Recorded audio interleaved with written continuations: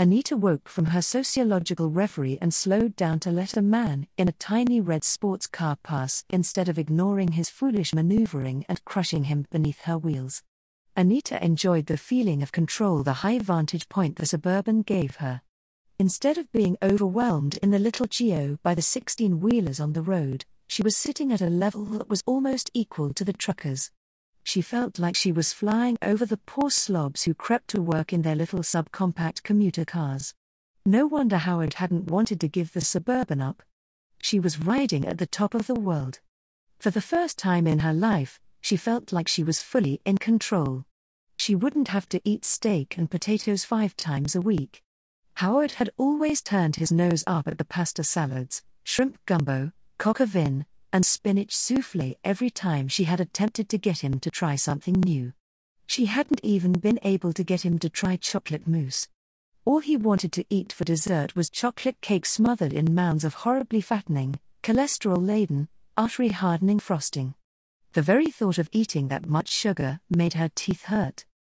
She was free now. She could eat whatever she wanted.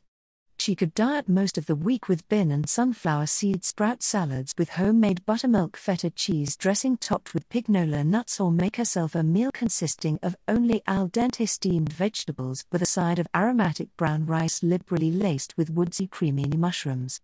On Saturdays she could treat herself with a fresh-baked quiche Lorraine, Florentine or Monterey, and a wine glass of decent Beaujolais, while Howard had a few spoonfuls of pureed baby food and finished his meal by nursing on a bottle of formula. Who knows, she might even have a glass of plum wine for dessert while she watched little Brie suckle his bottle and drool milk down his chin. She wouldn't have any trouble losing the few pounds that made her figure less than perfect if she didn't have to share in the fatty hamburger steaks that Howard used to eat. Now that she was the boss, she wouldn't have to check with Howard to see what he wanted to eat. She'd be the one who would make the decisions in the house. Once Howard had regressed into impotent babyhood, her problems had vanished like a morning fog under the rising sun. Everything had worked out perfectly. Each time she glanced in the rear-view mirror to check on her infantilized husband, she grinned in appreciation of how adorable he had become. He was such a cutie pie. Howard waved his feet helplessly in the restraining straps and watched idly as treetops sped by his window.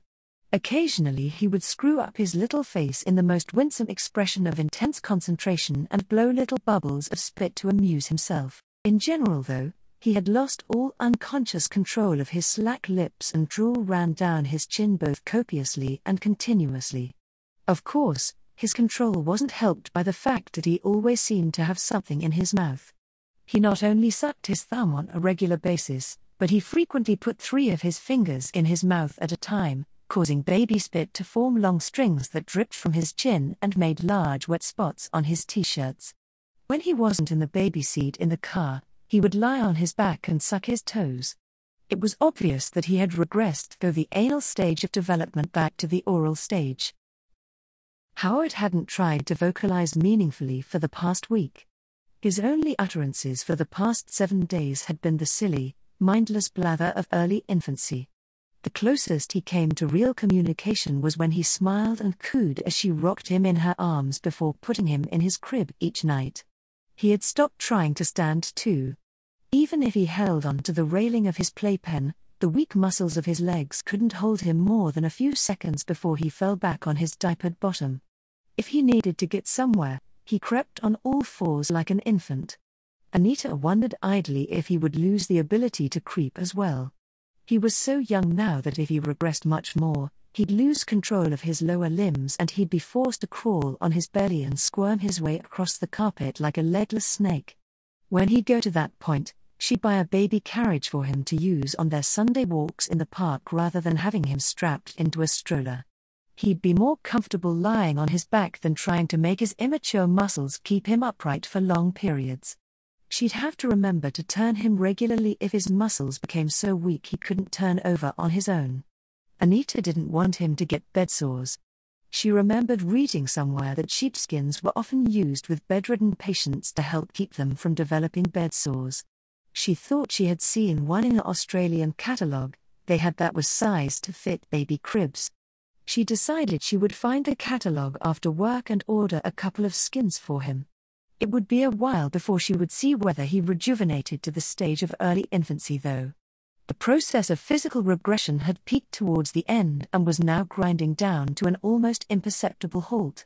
It was time to visit her chief of research and call the president of the company. When she arrived at work, she took him directly to the daycare center and handed him over to one of the nursery attendants. The daycare worker held out her arms to take him from Anita and carry him back to the nursery with the other infants while Anita trailed behind.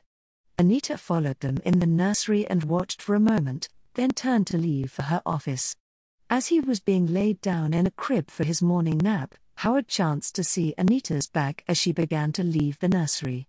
He whimpered quietly at being separated from Anita. Somehow he couldn't bear the thought of being separated from her for a moment. Anita stopped and turned around again after hearing Howard's distress. She came over to the side of the crib and attempted to comfort him by patting his head and saying that she'd be back in a little while. Then she turned and walked out of the room, swaying her hips confidently as if she owned the place. Howard pulled himself to his knees with the help of the crib's railings and watched as she disappeared from sight. He would have stood up if he could, but a few days before he had discovered that standing was nearly impossible even if he had something to hang on to. Merely pulling himself to a kneeling position was an effort. After she left, he bent over his knees while he wept silently in abandonment.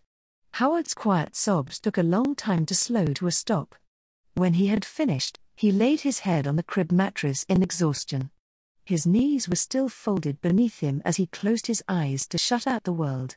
Within minutes, he was fast asleep with his onesie covered, thickly diapered bottom still in the air.